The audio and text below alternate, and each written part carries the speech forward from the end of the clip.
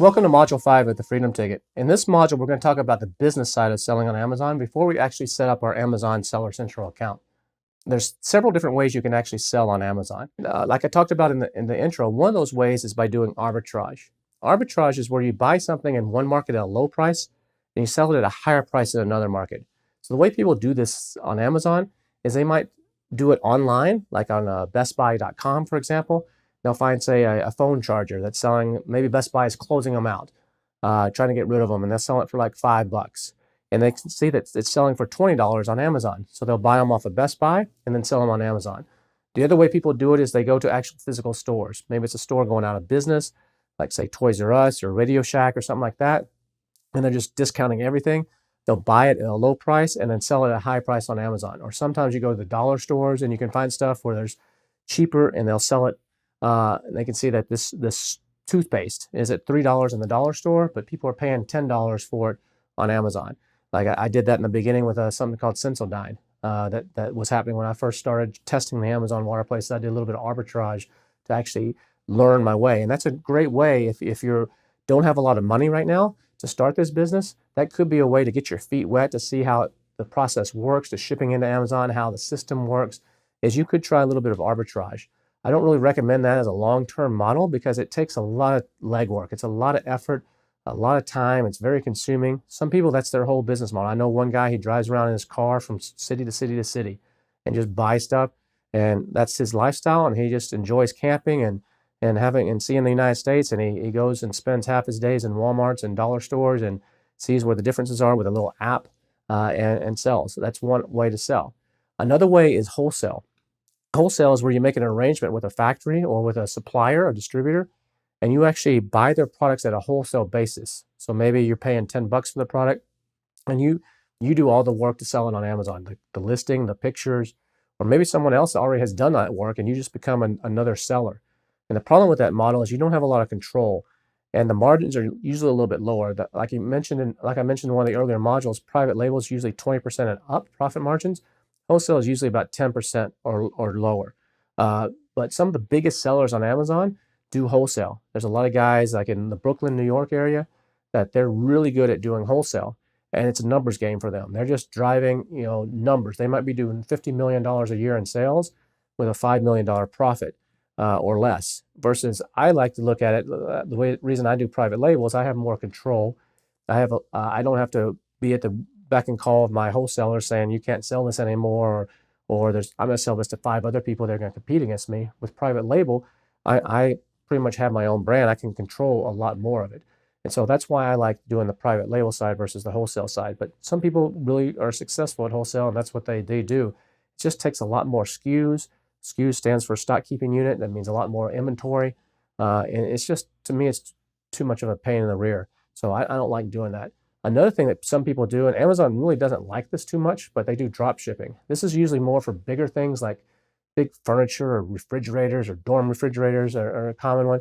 You never actually take possession of the product. So you actually will list it on Amazon, and instead of actually Amazon shipping it, you shipping it to Amazon, as soon as someone makes an order on Amazon, you notify a warehouse, and that warehouse ships it out directly to the customer. And it makes it look like it's coming from Amazon, but it's not. A contractor ships that out. It's a very cash intensive business, and it's really difficult to sell that down the road. A wholesale business is kind of hard to sell down the road too. Another thing that a lot of people do is they do what's called like a superstore. They become like a Walmart on Amazon, for example, and they sell everything under the sun. You'll see this with some of the sellers. If you click on their seller name on Amazon, they'll be selling pet products. They'll be selling shampoos for humans. They'll be selling kitchen stuff. They'll be selling a whole range of stuff. And all they're doing is just looking for opportunities and just seeing what they can sell. It's a hodgepodge of things. And those can be a little bit more difficult to sell down the road too. You can make some decent money doing that, but I would stay away from some of that if I could. Affiliate is another way that people do it. Affiliates, like we talked about earlier, is they'll set up a website, or they'll set up one of these top 10 lists, or they'll set up maybe a review site where they're reviewing different products, or even video reviews, and the link will actually be a special link with some special code. So when someone clicks on that and they go to Amazon, they get a commission from each one of those sales. Those can be very, very profitable if you know what you're doing, but you got to be really good with SEO, search engine optimization. You got to have another skill set to really do that. So I recommend most people not really mess with that. Where you really should focus is on the private label. The private label has the highest margins by far, 20% and up. Some are in the 30% and up range. You have the ability to scale a lot easier. You're in more control. It's your product, your name, your brand. It's easier to sell that company in the future. Usually when someone buys your company, if they're going to buy it, they might not even buy your whole company. A lot of people think, well, they're going to buy my whole Amazon company. That does happen. But a lot of times they just buy the assets. So they just buy your individual ASINs and then move those to their account. So a lot of times it's even an asset purchase. Now, selling on Amazon, there's a couple different ways you can sell. One, everybody knows what Amazon Prime is, I'm assuming. Amazon Prime means you've paid, I think it's about $130 or so a year right now, 120, 130 bucks a year. And that means you get, in addition to a bunch of TV shows and other music and other things that Amazon offers, you get free Prime shipping. Prime shipping can mean either 1 day or 2 day, depending on where you live and depending on what the item is. You get free shipping for the entire year. And so a lot of people, there's over 100 million people in the United States that have this. And so you want to take advantage of that, because if you're not Amazon Prime, a lot of people don't want to order the product. Now, there's some products that Amazon will not warehouse. They will not, it's called hazmat, H-A-Z-M-A-T. And those are some of like chemicals, cleaning solutions, some things with batteries. They don't want to, they sell well, but Amazon doesn't want to keep them in their warehouses. So you can't use Amazon Prime unless there's some ways to do that called seller fulfilled Prime and a few other things that's a little bit more advanced. So there's two basic ways to sell. And one is called FBA, or Fulfilled by Amazon. And Fulfilled by Amazon means that you send your products into Amazon's warehouse. So when I make my dog bowls, Amazon says, okay, Kevin, send these to these, usually 3 warehouses. Sometimes it's 1.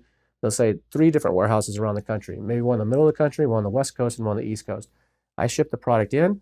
Then Amazon uses all their algorithms to figure out where they need to spread those products out to other smaller warehouses to get them close to the customer. They have a very sophisticated system on how to figure this out. And they might say, if I send 1,000 units to Pennsylvania, they might put 12 of them in Virginia, 13 of them in New York, 7 of them in Ohio. They know exactly where the customers are and how to do this. I don't have to worry about any of that. But the beauty about that is it means it's sitting in Amazon's warehouse and it's eligible for Prime. So that means that people that they'll have that little Prime logo, and people trust that. And they usually want to order that. So it's a huge competitive advantage to have that, because people know, like clockwork, Amazon is going to be there in a day or 2 days, and they know they can trust that. It's a major, major selling factor. Now, if you don't do FBA, you can do what's called FBM, or Fulfilled by Merchant, which means that you actually have your own warehouse or your own system to set this up. It could be your garage, it may be a warehouse, whatever. And as people order the product, you're actually the ones shipping it out. And now that usually is not as trustworthy by a lot of the customers. One, because they're becoming more and more impatient. They want the stuff now. They don't want to wait a week for you to send it or get around to sending it. So it can be a disadvantage to you. Now, some people like doing the Fulfilled by Merchant because sometimes if you're selling really small things like jewelry, like little earrings or something like that, sometimes it can be better to do Fulfilled by Merchant because your rates are a lot cheaper. So you just have to play to see if having it Fulfilled by Merchant is going to discourage customers from buying. Now, I recommend most people do FBA. Another thing that is something is oversized or really big, maybe it's cheaper for you to send it out yourself, or maybe you're doing something that's print on demand. You're doing something customized. You get mugs and it has you're putting someone's happy birthday grandpa or something on every single mug. It's customized. You might have to do that FBM. But in most cases, I recommend you try to do FBA. The only time I would do FBM is if it's in some sort of a emergency or something. So once you're ready to set up your Amazon account, you're going to actually want to set up what's called a professional Amazon account. And the professional account, you're going to pay about $40 per month for this account. And as part of that $40 per month, Amazon will not charge you any fees for everything that you sell, and any item fees. Now, they will charge you a commission and a fulfillment fee, but it's about $40 per month. Now, if you set that account up now, and let's say you don't ship anything for 3 or 4 months because you're still doing your product research, some people will wait to set their account up. They're like, I'm not ready to set it up yet. I don't want to start paying $40 a month right away. And so they'll wait to set that account up. But one of the other things that you can do is if you set the account up and you don't act on it for 4 months, This is a little known secret, is that you can actually send an email into Amazon and say, hey, look, I set up my account 4 months ago. I haven't started selling on it yet. I've been getting my ducks in order. Now I'm about to ready to sell. Is it possible to get a refund? And 9 times out of 10, Amazon will refund you for those 4 months that you weren't using the account. So just keep that in mind. If you go set up an account and then something in life comes up and you get delayed, you might be able to get your money back on that. I've had that happen with a couple of my accounts. Now, one thing you want to make sure you do is don't overcomplicate this. There's a lot of information you'll be getting in this course. Some people, it's almost overwhelming. And there's a lot of outside information coming from Facebook groups and other things. Don't get overwhelmed by all of it. Just really try to digest it. You got notes and slides from all this. You can come back and watch this anytime you want. And don't really worry about any other marketplaces. You're going to hear people say you need to sell on Shopify. You need to run on Facebook. You need to have Pinterest. You need to go diversify into Walmart and all these other things. Don't do that in the beginning. That's for later on. Just focus strictly on Amazon right now.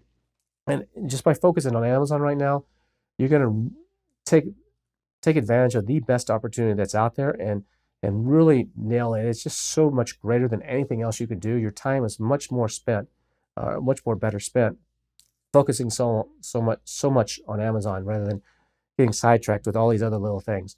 You don't have to be a master at everything. You're going to learn a lot of stuff. And selling on Amazon is a complicated business. Don't let anybody fool you that this is passive income. It can be at some point where you can kind of coast for a little while, but all coasting comes to an end. You eventually run out of gas. So it's not truly a passive business. Does it make you money 24/7? Absolutely. And can you take a week-long or 2-week-long vacation, not worry too much? Absolutely. And be making money the whole time. But it does take a lot of work. This is a real business. And if you're going to be successful at this and make more than just pocket change, you're going to have to work at it. I don't recommend you quit your job right away. If you're working another job, don't think that, okay, 1 month from now, I'm going to be quitting my job. I had someone come to me at an event just recently and said, look, I think I can get to $180,000 in sales, and I'm looking to quit my job once I do that. And I was like, well, how much does it cost for you to live right now? He said, I need about $40,000 a year. And I said, you're not going to have the money. He's like, what are you talking about? I mean, I got 180,000. I have my profits here. I have this and this. He didn't do his cash flow. Like, we're going to teach you a little bit all the way out. And so there's no way he's going to be able to take $40,000 out and continue to grow his business. And so you want to treat this as more of a long-term play. If you're working another job right now, probably keep working that job for a little while.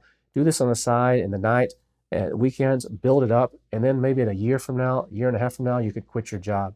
Unless you're coming into this with a lot of money up front and you have a lot of extra savings, then you might be able to quit your job and do this full-time. But otherwise, I don't recommend it in the beginning. Also, don't try to be everything to everybody. Everybody always tries to be everything to everybody, and you can't. You got to pick your niche. You got to pick your path, and just stick to it. And don't listen to the naysayers. You're going to find a niche that works really well for you. It may be something you already know. Maybe you're into beauty products. It's going to be beauty. Or maybe you don't even have a pet. You don't even like dogs and cats, but you're going to be really successful selling pet products because you know how to use the system that we're going to be showing you and how to use Helium 10 tools and everything to find what you need. So you'll find that niche.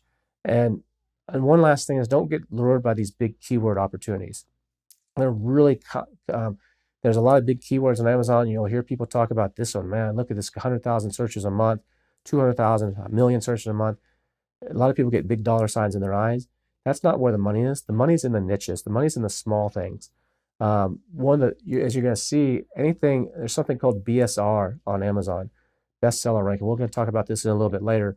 But under a certain bestseller rank, it gets super competitive. And over that bestseller rank, it's almost like a wide open blue ocean. And that's where you want to focus your efforts, more in the middle, not the top of the range, not the bottom, but in the middle. And there's tons of money to be made there. So that's what we're about to start teaching you. And so welcome to the Freedom Ticket. And let's move on to the next module.